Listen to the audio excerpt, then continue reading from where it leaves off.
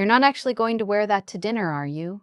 my daughter said, looking at the brooch on my lapel the way you'd look at a stain you were too polite to mention. "It's a little much, Mom." I touched it once. A small oval cameo, ivory on shell, the kind they don't make anymore. My mother had pinned it to my coat the morning I left for college. She said, "Wear it when you need to remember who you come from." "I think it's fine," I said. My daughter looked at her husband across the kitchen counter. One of those looks, brief and loaded, the kind that had been passing between them for years in rooms I was supposed to feel welcome in. "It's just," she started, then stopped. "Never mind. We should go." The restaurant was her husband's idea. Hargrove's. New place, the kind with menus printed on dark cardstock and no prices listed, which I'd learned meant you were expected not to ask. I'd worn my good blouse. I'd driven 40 minutes in the rain. I was trying. We were seated near the back, away from the window. My daughter and her husband Wade sat across from me. Their daughter, my granddaughter, was with a sitter tonight, so it was just the three of us, which I understood meant something. Wade ordered a bottle of wine without asking if I wanted any. I didn't say anything. He had a way of filling a room with decisions he'd already made. When the waiter came, Wade leaned over the menu and said to no one in particular, "The halibut's supposed to be excellent." Then, turning to me, "Can you handle a nicer place, Evelyn? Or do you need to check your account first?" He said it the way someone says it when they know the answer, when they've said it before in other forms. Casual. Almost kind. I looked at him. Then, at my daughter. She was straightening her fork. "I'll have the soup," I said to the waiter. "And then I'll be heading home." The waiter blinked. My daughter looked up. "Mom." "I'm not hungry," I said, which was true enough.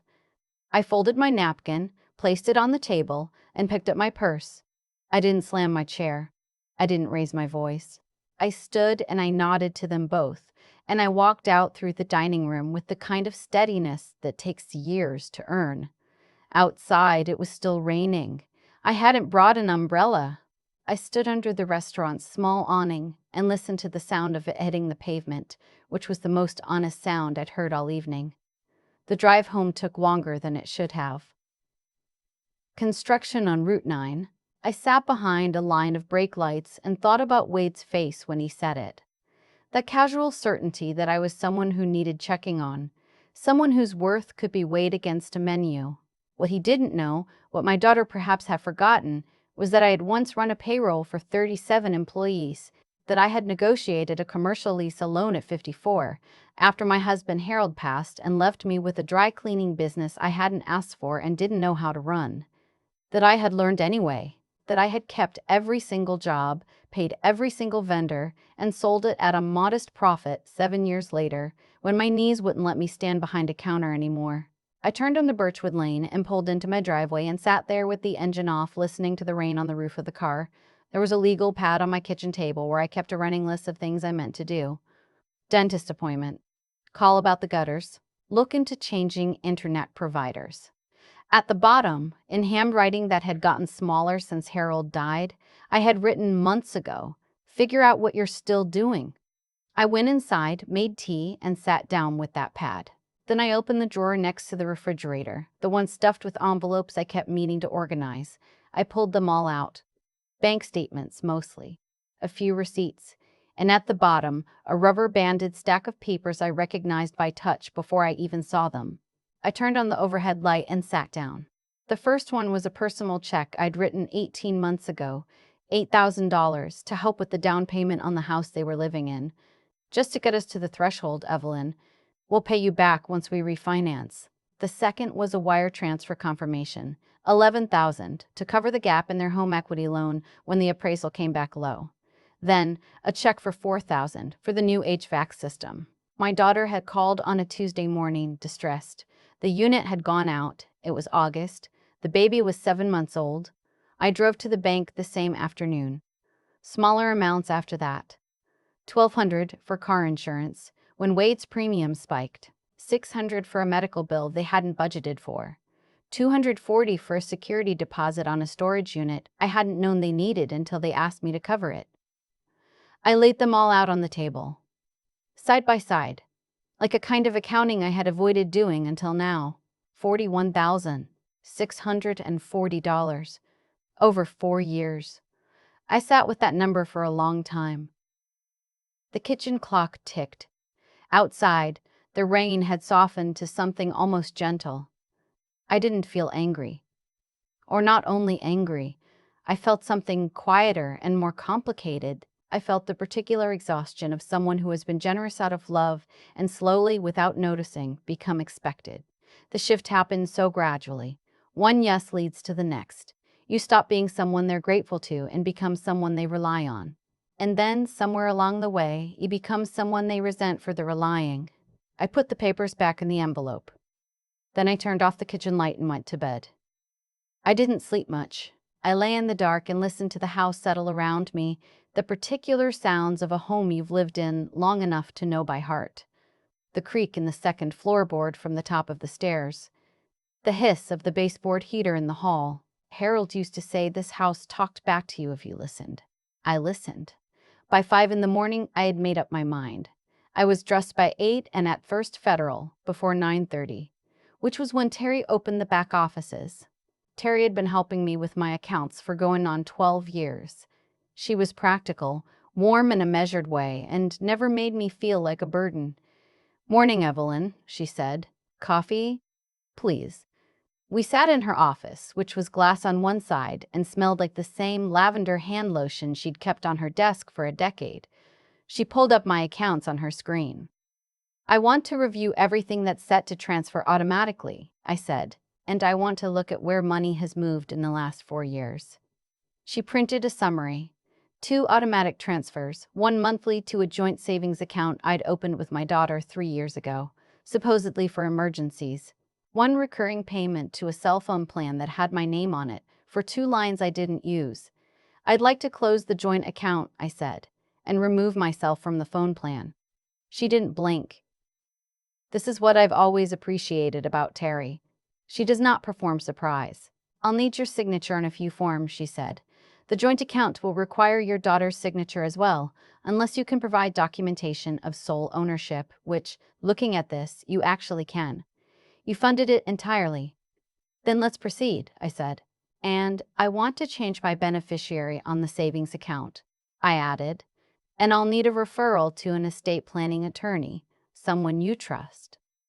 She wrote a name on a card without hesitation. Arthur Fleming, 1 floor up in the same building. She called ahead for me. I was seen that afternoon. Arthur Fleming was in his 60s. Broad, unhurried, with the kind of office that felt like it had absorbed 40 years of difficult conversations and held them without judgment. He shook my hand and gestured to a leather chair. "Tell me what you're looking to accomplish," he said.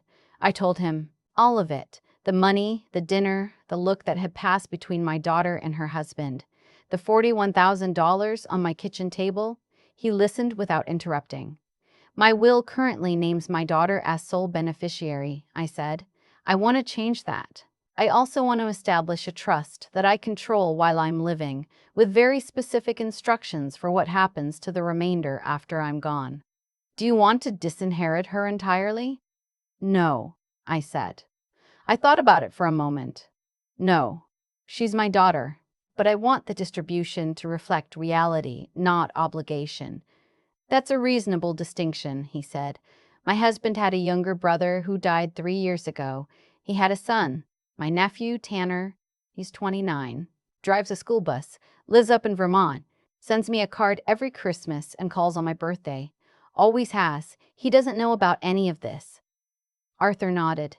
"We can name him as primary beneficiary. We can also structure the trust to give you full control over distributions during your lifetime. Nothing goes anywhere without your explicit instruction." "And the house?" "The house can go into the trust directly. That means it passes outside of probates. No delays, no contests." "Good," I said. I folded my hands in my lap. "Let's do that." I signed the initial forms that afternoon. My hand was steady. Walking back to my car, I passed a Vietnamese restaurant I'd always meant to try and hadn't. I went in, sat at a table by myself, ordered the beef pho and a spring roll, and ate the whole thing slowly, watching traffic move on the street outside.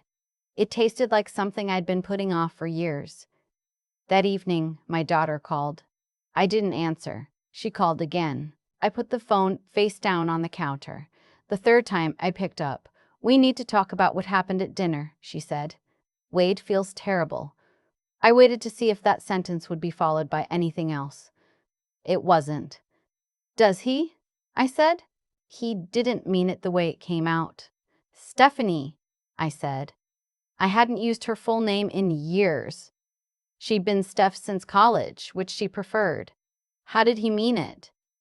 Silence. "I drove 40 minutes in the rain," I said. "I wore my good blouse. I brought nothing because you didn't ask me to bring anything. And within 10 minutes of sitting down, your husband made a joke about whether I could afford the menu." I know what he was just doing," I said. "He's been just doing it for years, and you've been straightening your silverware while it happens." The silence that followed was different. Longer. More careful. "That's not fair," she said finally. "Stephanie," I said again, "I would like you to think honestly about the last time you called me when you didn't need something." She didn't answer. "I'm not saying this to be cruel," I said.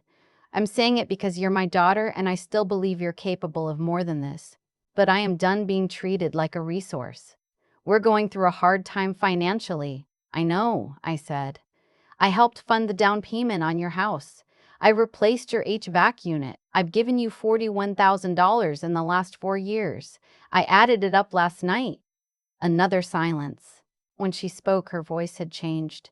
The careful tone was gone. "You've been tracking it?" "I've been keeping receipts. The way anyone should." "So this is about money?" "No," I said. "This is about money." "No," I said. "This is about being asked to check my account before I'm allowed to eat dinner with my own family. This is about what that means and where it comes from and how long it's been coming." I heard her breathing. "I've made some changes," I said. "To my accounts. To my will. You'll learn the details in time, but I wanted you to hear from me that I did it and why." "You changed your will?" "Yes." "Because of one dinner?" "Because of 4 years," I said. The dinner was just the one that was visible. She didn't respond for a long moment. When she did, her voice was flat and quiet in a way that was worse than anger. "I can't believe you're doing this." "I know," I said. "Good night, Stephanie." I hung up. I stood in my kitchen for a while, my hand still on the phone. The refrigerator hummed. Through the window above the sink, the neighbor's porch light was on, pale yellow, the way it always was. I made myself a cup of chamomile and went to sit in Harold's chair. The old one, brown leather, soft from 30 years of use. He'd had it reupholstered once, and I'd hated the new fabric. But he died before I could have it done again, so it stayed, and now it was just his chair, and I sat in it sometimes when I needed to think. I thought about Stephanie as a girl, 8 years old, serious, gap-toothed, obsessively organized. She kept lists of everything, her books, her stuffed animals, her classmates, in order of preference. Harold used to say she'd either run a corporation or a small country. We both laughed. We thought it was a compliment. I didn't know when it had shifted. That's the thing no one tells you. The shift never announces itself. It just happens, slow and soft, like weather. One day, your child is the person who calls just to talk, and the next, they're the person who calls because something needs fixing, and somewhere between those two people is a door that closed when neither of you was looking. The next morning, a Saturday, I drove up to the farmer's market on Elm Grove and bought too much. Tomatoes, a half peck of peaches, fresh bread from the Mennonite stand in the corner. I ate a peach standing at the edge of the parking lot, juice running down my wrist, and watched people with strollers and dogs move through the morning with a kind of ease I had forgotten was possible. On the way home, I stopped at the nursery and bought a flat of lavender for the front bed. I'd been meaning to for 2 summers. I planted it myself that afternoon. My knees were not happy about it. But there's something about putting something in the ground that settles you in a way nothing else quite does. Tanner called that evening, which surprised me. I hadn't heard from him in a few months. "Aunt Evelyn," he said, his voice exactly like his father's. Just calling to check in. Haven't talked in a while. Tanner, I said. How are you, sweetheart? He was fine. The bus route had changed for the fall. He'd adopted a dog, some kind of shepherd mix, named her Prue, after the Proulx book he'd been reading. He was thinking about taking a class in woodworking at the community college. None of it was dramatic. All of it was kind. We talked for 40 minutes. At the end, he said, I've been thinking about you actually. Just wanted to make sure you're doing all right. I am, I said. And for the first time in weeks, I meant it without a qualifier. After we hung up, I sat on the back porch until it was dark. The lavender was in the ground. The peaches were on the counter. The house was quiet. It took Stephanie 11 days to come to my door. She came alone, which I noted. No Wade. It was a Tuesday, late morning, and I'd been doing laundry. I heard the knock and looked through the window before I opened the door. Her face was arranged into something careful, not quite apologetic, not quite confrontational. Can I come in? She said. Yes, I said. She sat at the kitchen table. I poured us both coffee without asking and sat across from her. I waited.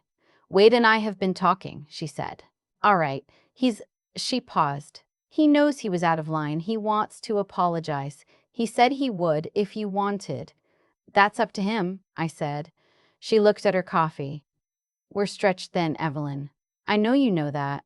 The mortgage is more than we anticipated, and Wade's hours got cut at the firm, and I think sometimes we've leaned on you because you were there, and we never really stopped to think about what that meant for you. It was the most honest thing she had said to me in 4 years. I knew it cost her something. That's true, I said. She looked up. You leaned because I let you, I said. I should have said something sooner. I said yes when I should have said, let me think about it.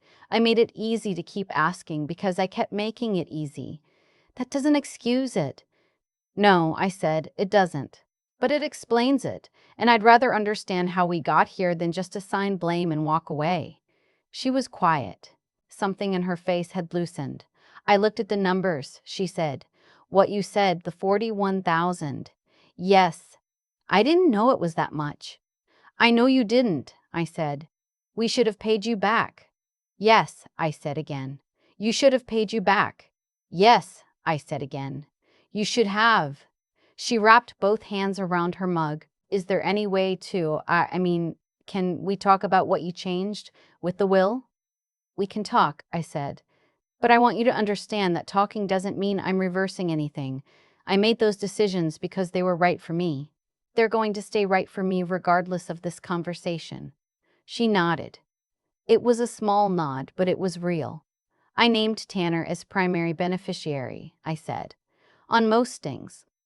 The house, the savings, most of the investment account. She absorbed that. I watched her work through it. He's Harold's nephew, she said. He's called me every birthday for 15 years, I said. He drove down from Vermont to sit with me the week Harold died. He stayed 3 days and didn't ask for anything. He called last week just to check in. I'm not naming him because I love him more than you. I'm naming him because he's treated me like a person, consistently, without needing anything in return. She was very still. I'm not cutting you out completely, I said. There's something set aside for you. But it reflects what has actually happened between us, not what I wished would happen. Mom, she said. Her voice had dropped. I'm sorry. I looked at her. My daughter. 41 years old, still with her father's forehead, still with that way of holding her jaw when something hurt her that she wasn't going to admit. I know, I said. I believe you. Can we? She stopped. Started again. Can I call? Just a call? Not for anything. Yes, I said. I would like that. We sat for another hour. She talked about her daughter, my granddaughter Bea, who was 3 and had recently become obsessed with fire trucks, who asked why approximately 400 times a day and had to be told the correct name of every cloud formation she saw. My daughter laughed, telling me this. A real laugh surprised out of her. I laughed too. When she left, she hugged me at the door. Not quickly, long enough that I could feel she meant it. I stood on the porch for a while after her car had gone, watching the lavender move in the small breeze coming off the street. A month later, on a Sunday afternoon, Tanner drove down from Vermont. He hadn't told me he was coming. He just showed up with his dog Prue and a bag of maple candy from a sugar house near his route, and he sat at my kitchen table and asked me how I was like he had all the time in the world. I hadn't told him anything about any of it. The money, the dinner, the will. He didn't know. I made sandwiches. Prue slept on the kitchen rug like she'd always lived there. We talked for 3 hours about nothing in particular. Harold, the woodworking class, a book I'd read, a trail he'd hiked. When he got up to leave, he looked around the kitchen the way someone does when a place feels right to them. "This is a good house," he said. "It is," I said. He hugged me at the door. Then he and Prue went back out into the afternoon. I stood in my kitchen for a long time after. There's a kind of accounting the spreadsheets don't capture. It doesn't show up in wire transfers or account balances or legal documents. It lives in the 3-hour Sunday afternoon, the phone call from Vermont, the birthday card that comes every year without fail, in the person who shows up because they wanted to, not because they were trying to get somewhere. I had spent years measuring love in dollars because that was the currency they'd asked for. I thought that was generosity. I think now that it was loneliness, dressed up to look useful. I reopened Harold's letter from the back of his desk drawer that evening. He'd written it 20 years ago and never sent it. I'd found it the week he passed, tucked between tax documents like he'd hidden it from himself. It said, "Evelyn, you hold on too hard to the wrong things and let go too easy of the right ones. I never figured out how to tell you that in person. Maybe it doesn't matter now. Maybe you already know." I folded it back into the envelope and set it on the counter. Harold was wrong about one thing. It does matter, even now, especially now. I sat down at my kitchen table with a cup of tea and a piece of paper and I started writing. Not a letter to anyone, just a list. What I wanted the second half of my 70s to look like. Small things, mostly. Finish the quilt I'd abandoned in 2019. Try the Vietnamese place again. Call Tanner more. Let Babia come over on a Saturday and spend the whole morning asking me why. At the top of the list, I wrote one line before anything else. Stop apologizing for taking up space. I taped it to the cabinet above the coffee maker where I would see it every morning.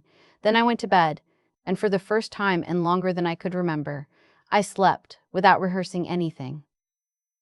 Some things clarify slowly. Some things clarify all at once, over a menu printed on dark cardstock in a restaurant you never wanted to go to. Either way, the clarity is yours once you have it. No one can take it back. I know who I am. I know what I gave, and what it cost me, and what I'm done giving away. And I know, in the way you know things that live in your chest rather than your head, that the woman who walked out of that restaurant into the rain was not diminished by what happened at that table. She was, finally, just beginning. The thing about Wade's question is that it was never really a question. Can you even afford this place? Doesn't need an answer. It needs an audience. He said it the way people say things when they want to remind you of your position at the table, and for a moment I almost let it work. I thought a lot about why I didn't. Why that night, after years of straightening my own figurative silverware, I stood up and walked out instead of ordering the soup and swallowing it along with everything else. I think the honest answer is that I had been adding things up for a long time without letting myself look at the total, and somewhere on that rainy drive home, the number became too large to ignore. $41,000. 4 years. And a son-in-law who wondered, out loud, whether I could read a menu. What I know now is that what happened at that restaurant wasn't the cause of anything. It was the result. Every pattern that plays out in a relationship, every dynamic of taking and giving, of being seen or being used, follows a logic. Actions accumulate. Choices compound. The way Stephanie learned to call only when something needed fixing didn't happen all at once. It happened check by check, yes by yes, in all the small moments when I chose to be useful rather than honest. I taught them what I was willing to accept, and then I was surprised when they accepted it. That's the part I had to sit with. Not Wade's cruelty. That was easy enough to name. The harder thing was recognizing my own role in it. It takes a certain kind of courage to look at that clearly, without excusing yourself entirely, and without collapsing into blame. To say, I made this easier than it should have been, and now I'm going to make it harder. That's not punishment. That's correction. And correction requires you to think clearly about cause and consequence, about what your actions have actually taught the people around you, and what a different set of actions might teach them going forward. Terry at the bank. Arthur Fleming, one floor up. The lavender I finally planted. These weren't dramatic gestures. They were small acts of a woman deciding to be delivered again after years of just reacting. That's what I mean when I say I was beginning, not beginning over. I was 73 years old. I had buried a husband and built a business and raised a daughter. I wasn't starting from nothing. I was starting from knowing, which is harder and also better. And then there was Tanner. He showed up with his dog and his maple candy and 3 hours of conversation that asked nothing of me except to be present. He didn't know he was teaching me anything, but he was. He was showing me what it looked like when someone chose to be there, freely, without a reason. That kind of steadiness in a person doesn't just happen either. It's built, day by day, out of small decisions to show up with integrity, even when no one is watching and nothing is at stake. He had built that in himself quietly, over years. While I was writing checks to people who couldn't find the time to call, I taped a piece of paper to the cabinet above my coffee maker. Stop apologizing for taking up space. I see it every morning. Some days it still needs to be said. If this story landed somewhere in you, it's probably because you recognize something in it. Not necessarily the money, not necessarily the dinner, but the slow erosion of being treated like a given. The moment you realize you've been generous past the point of generosity into something that doesn't have a kind name, and the longer question underneath all of it, what are you going to do now that you see it? I don't think there's one answer to that, but I think the answer has to start with honesty, with yourself, about what's actually happened, what you've allowed, and what you still have left. Mine started at a kitchen table with a rubber band around a stack of old envelopes. Yours might start somewhere else entirely. But it starts.